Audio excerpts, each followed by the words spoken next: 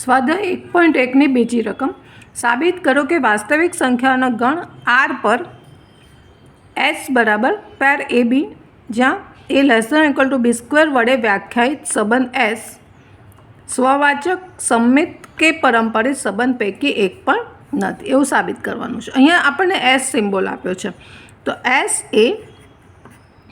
એ R પરનો સંબંધ છે। પહેલાં એને સમજી લઈએ પરનો સંબંધ છે માટે હવે અહીંયા એ બી પેર આપી છે તો A belongs to R B belongs to R અને A less than equal to B square થાય તો એ બી પાર એ એસમાં છે બરાબર। આ જે સંબંધ આપણને આપ્યો છે આ રીતે ડિફાઇન કરેલો છે। આપણે સ્વવાચક માટે પહેલાં જોઈશું। હવે આ સંબંધ એ સ્વવાચક છે કે નહીં નથી એવું સાબિત કરવાનું છે। સ્વવાચક માટે દરેક ઘટક બિલોંગ્સ ટુ અહીંયા આર ઉપર છે દરેક ઘટક બિલોંગ્સ ટુ આર એટલે એ ઘટક લઈએ ધારો કે તો એ પેર એ એસમાં હોય તો એ સ્વવાચક છે અને આ કન્ડિશનનું પાલન થવું જોઈએ। તો અહીં આપણે એક ઉદાહરણથી જોઈએ કે ધારો કે એ બરાબર હું 1/2 લઉં છું બિલોંગ્સ ટુ આર પણ A not belongs to S કારણ કે A less than or equal to A square અહીંયા નહીં થાય બરાબર એટલે કે 1/2 not less than or equal to 1/4 માટે સ્વવાચક નથી।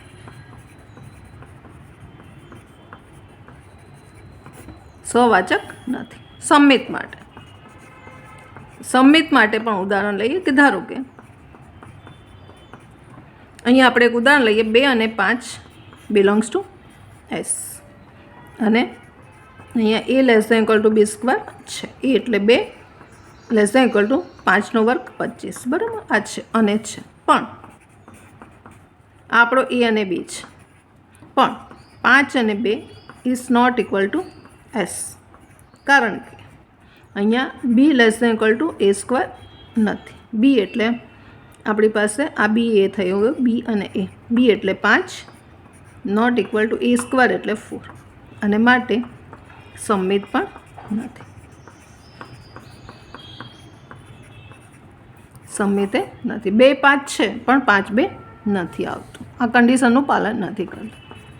પારંપરિક માટે પણ એવી રીતે કરીશું કે 10 અને 5 બિલોંગ્સ ટુ એસ અને 5 અને 3 બિલોંગ્સ ટુ એસ લઈએ છીએ। આ એ આ બી આ સી એ બરાબર 10 બી બરાબર 5 સી બરાબર 3 લીધા।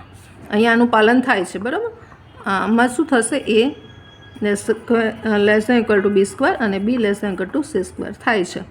એ એટલે 10 less than equal to B square એટલે 25 બી એટલે 5 લેસ ધેન ઇક્વલ ટુ 9 પણ 10 અને 3 is not belongs to S એટલે કે એ અને C not belongs to S કારણ કે અહીં શું થશે A less than not equal to C square A એટલે 10 લેસ ઇક્વલ ટુ સી એટલે 3 9 નથી 10 less than or equal to 9 નથી માટે પારંપરિક પણ નથી। આ રીતે ઉદાહરણ લઈને આપણે ચેક કરીશું। સ્વાધ્યાય 1.1ની ત્રીજી રકમ ગણ 1 2 3 4 5 6 આ 6 સભ્યોવાળો એક ગણ આપેલો છે એને આપણે એ નામ આપી દઈએ ગણ એ બરાબર પર વ્યાખ્યાયિત સંબંધ આરમાં એ બી પાર એવી છે અથવા તો એ બી પેર આરમાં ત્યારે જ મળે જ્યારે બી બરાબર એ વત્તા 1 હોય। આ સંબંધ સ્વવાચક સમમિત કે પારંપરિક સંબંધ છે કે નહીં તે ચકાસવું। સૌથી પહેલાં તો આપણે એ ગણ અહીંયા ધારી લીધું કે ગણ એ ઉપર વ્યાખ્યાયિત છે એટલે કે આરને આપણે સમજીએ તો આર એ પરનો સંબંધ છે માટે સ્મોલ એ બીની પેર આપી છે ને small A belongs to A small B belongs to A અને આ કન્ડિશન થાય જો અને બી બરાબર એ વત્તા 1 હોય તો એ અને બી પેર આ ક્રમમાં આ પેર બિલોંગ્સ ટુ આર છે. બરાબર, આપણે આર સંબંધને સમજી લીધો. હવે અહીંયા આપણી પાસે જે એના ઉપર આધારિત છે, જેના ઉપર આ સંબંધ છે, એ ખૂબ નાનો છે, 1 2 3 4 5 6 છે. તો આપણે આરની યાદી બનાવી શકીએ. આપણને જે આર આપેલો છે એની યાદી બનાવીએ કે એ બી પાર આપણે લઈએ, એ બિલોંગ્સ ટુ એ છે અને બી બિલોંગ્સ ટુ, એટલે એ બરાબર 1 મૂકીએ અહીંયા. અને આપણે આ સમીકરણ છે આપણું, જે બી શોધવાનો છે, તો એની જગ્યાએ હું 1 મૂકીશ તો બી બરાબર 1 + 1 એટલે 2 આવશે. આ પાલી પેર આવશે. પછી હું અહીંયા એની જગ્યાએ 2 મૂકીશ તો 3 આવશે, 3 મૂકીશ તો 4 આવશે, 4 મૂકીશ તો 5 આવશે, 5 મૂકીશ તો 6 આવશે. અને પછી આગળ નહીં મુકાય. જો હું 5 મૂકીશ તો 6 આવશે, પણ અહીંયા 6 મૂકીશ તો 7 થઈ જશે. અને 7 એટલે બી બરાબર 7 થશે.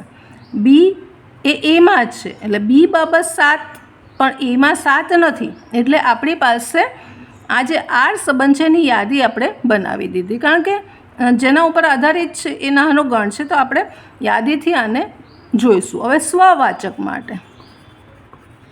સ્વવાચક માટે દરેક જેના ઉપર આ સંબંધ આધારિત છે અથવા છે એના દરેક સભ્ય, આ દરેક એટલે આપણે કોઈ એક લઈ લઈએ. ધારો કે જો 1 બિલોંગ્સ ટુ, જો ના આવે પણ 1 બિલોંગ્સ ટુ એ છે. બરાબર, 1 બિલોંગ્સ ટુ એ છે, પણ એની પોતાની પેર 1 1 આ પેર ઇઝ નો આરમાં છે કે નહીં એ જોવાનું પણ નથી.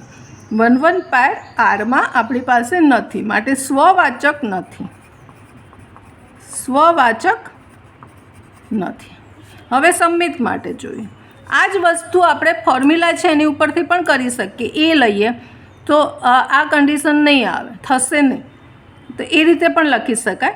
પણ આપણે આ યાદીથી અહીંયા આપણે જોઈએ છે. સંમિત માટે જોઈએ તો સંમિત માટે એક પાર લઈએ 1 2. બરાબર, 1 અને 2 બિલોંગ્સ ટુ આર, પણ એની રિવર્સ પેર 2 અને 1 is not belongs to R, માટે સંમિત સંબંધ પણ નથી. સંમિત સંબંધ નથી. પરંપરિત માટે જોઈ લઈએ તો એમાં આપણે 2 પેર છે આપણી પાસે, 1 2 છે બિલોંગ્સ ટુ આર, અને એનું સંયોજન આ 1 2 અને 2 3 પણ આરમાં જ છે. આ 2 છે, પણ આનું સંયોજન 1 અને 3 એ આરમાં નથી, નોટ બિલોંગ્સ ટુ આર, માટે પરંપરિત નથી. એટલે 3 નથી, ચકાસવાનું કીધું હતું તો 3 સંબંધ અહીંયા આ રકમમાં થતો નથી. 1.1ની ચોથી રકમ, સાબિત કરો કે આર પર વ્યાખ્યાયિત સંબંધ એસ બરાબર એ બી ક્રમયુક્ત પેર એવી છે કે એસ એ <= બી એ સ્વવાચક અને પરંપરિત છે, પરંતુ સંમિત સંબંધ નથી એવું સાબિત કરવાનું છે. અહીંયા જે એસ સંબંધ આપ્યો છે એને પહેલાં આપણે સમજી લઈએ. તો એસ એ આર પરનો સંબંધ છે, માટે એ બી પેર છે. A belongs to R, B belongs to R, અને એ <= બી થાય તો એ બી પેર એ એસમાં છે. બરાબર, આ આપણો એસ જે સંબંધ છે એની સમજ આપણને મળી. હવે આપણે અહીંયા સાબિત કરવાનું છે સ્વવાચક છે, પરંપરિત છે, પરંતુ સંમિત નથી. એટલે સ્વવાચક માટે જોઈ લઈએ તો સ્વવાચક માટે ખબર છે આપણને કે દરેક ઘટક, એટલે આપણે એને એ સિમ્બોલ આપ્યો છે બિલોંગ્સ ટુ, જેના ઉપર એ સંબંધ છે. બિલોંગ્સ ટુ આર માટે હંમેશા એ <= એ સત્ય છે. આ શરતનું પાલન થવું જોઈએ ને, એ અહીં થશે. એ <= એ સત્ય છે, માટે એ પેર બિલોંગ્સ ટુ એસ અને માટે સ્વવાચક છે. સમિત માટે જો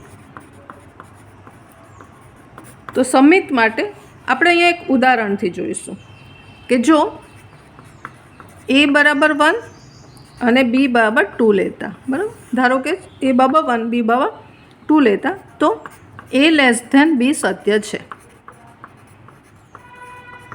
પણ બી લેસ ધેન એ સત્ય નથી. મતલબ શું થયો? માટે A B pair belongs to S, પણ એનું reverse B A pair is not belongs to S. એટલે અહીંયા આપણે જે ધાર્યું છે 1 2 બિલોંગ્સ ટુ એસ, પણ 2 1 is not belongs to S. એની રિવર્સ પેર નથી એ સંબંધમાં એસમાં, માટે સમિત નથી. આ સંબંધ સમિત નથી. પરંપરિતમાં જોઈએ. પરંપરિત માટે તો પરંપરિત માટે ધારો કે ઉદાહરણ નથી, અહીંયા ડાયરેક્ટ જ થઈ જશે.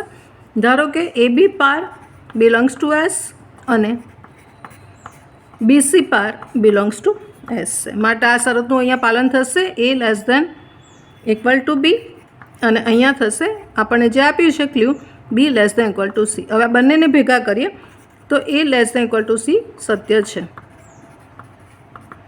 માટે એ અને સી પેર એની સંયોજન પેર બિલોંગ્સ ટુ પણ એસ થશે અને માટે A B belongs to S, BC belongs to S અને એનું સંયોજન એસી બિલોંગ્સ ટુ એસ, કારણ કે આ શરતનું એ પાલન કરશે. માટે પરંપરિત છે. એટલે સમિત નથી, પણ આ જે સંબંધ છે સ્વવાચક અને પરંપરિત છે.